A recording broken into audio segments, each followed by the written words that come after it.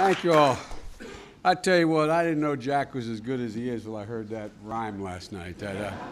Jack, if you had done that, I'd be introducing you here at home. Thank you all very, very much. I'm sorry you guys are much more disciplined than the place I lived for 36 years up in the Hill, and you're running ahead of schedule. And so the President's with me, and I want to thank you all for being here. We have a lot to work on. There's a lot from fixing a broken immigration system to rebuilding our nation's infrastructure and this new word everybody in America is learning about, sequester. You know, this town, unlike many of your capitals, is I hope temporarily frozen in not indifference, but in sort of intense partisanship that the likes of which in my career I've only seen the last couple of years. And but you know, the American people have moved to a different place. By the way, thanks for being so nice to my wife last night. I like you a hell of a lot better. We disagreed on some things, but all kidding aside, it was. I think the American people have moved. Democrats, Republicans, Independents. They know that the possibilities for this country are immense. They're no longer traumatized by what was a traumatizing event, the great collapse of 2008. They're no longer worried, I think, about our economy being overwhelmed either by Europe writ large, the EU, or China somehow swallowing up every bit of innovation that exists in the world. They're no longer, I think, worried about our economy being overwhelmed beyond our shores. But and I don't think there's very little doubt in any circles out there about America's ability to be in position to lead the world in the 21st century, not only in terms of our foreign policy, our incredible defense establishment, but economically. I think the American people are ready to get up. As a civil rights leader when I was coming up as a kid said, the American people are tired of being tired. I think they're ready to get up and move. And you guys know that because it's happening in your states. You probably feel it in your fingertips more than most of us do here in Washington.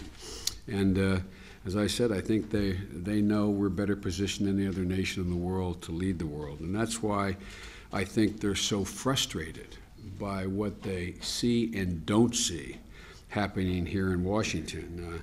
And I think their frustration is turning into a little bit of anger. I found an interesting dynamic without ruining any of your reputations and picking out any one of you, but whether it was a Democrat or Republican governor I was been talking to last night and over this past weekend, I heard from several of you, both parties, how do you deal with this going on up here? How do you deal with the Congress? No distinction, Democrat or Republican, depending who I was talking to. No distinction about who you're dealing with. But how do you deal with this? Because you guys deal, and women deal with legislatures that are split. Some of you represent a minority party as governors, yet you get on very well with, you accomplish things in your home state. And as I said, I've been here long enough, that's the way it used to work, and I think we can make it work that way again. But there's a number of things we have to do immediately, and we may disagree on how to address them, but I don't think anybody disagrees on the need for them to be addressed. From implementing the Affordable Care Act, it's the law, you all are grappling with that. Each of you are making different decisions, but we're grappling with it. You're moving and you're making your own judgments. We also have to, I don't think there's much disagreement, there's a need for immigration reform.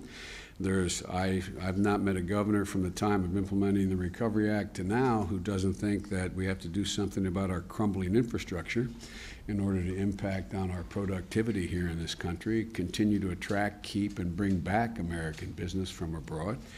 And there's very little disagreement on the need to build an education system that has such immense possibilities for our people. But on most of these issues, we're united by more than what divides us. All these issues intersect at a place, the ones I just mentioned and others. They intersect at a place where both the state and federal governments engage. So we're going to have to work together. They overlap in many cases. We'll have our differences, but we all should agree that the United States has to, once again, have the highest percentage of college graduates of any nation in the world. I don't think there's any disagreement. Everybody agrees, and some of you governors have led the way on early education and the consequences for the prospects of success for our children, of not only of graduating, but avoiding the criminal justice system. You've all led in knowing that we have to have a reform of our high school system so that we end not only finding a pathway for people who are going to go to four-year college and community college, but into the trades. I mean, so there's so much agreement that I think we ought to be able to get a fair amount done. And we should all agree that to grow our economy, we have to invest in manufacturing, clean energy, infrastructure, education. The question is, who invests and how much and how. We're going to debate that, but there's not much disagreement about the need to invest. And I think we're all, I've never met a Democrat or Republican who's been a governor who doesn't think that the American people should have the sense that hard work is going to be rewarded, that there's a chance that if you work hard, you got an opportunity. You know, I don't know of any group of men or women who are a better living example of that than all of you sitting in front of me in your own experiences. So, you know, the question is, we all use the phrase, move forward in a balanced way. What one man's balance is another man's imbalance, and but that's what we got to talk about. That's what's at stake. But the one thing that I don't think any of you lack is a vision about how great this country can be now that we're coming back, that we ought to be able to reassert ourselves in a way that we own the 21st century.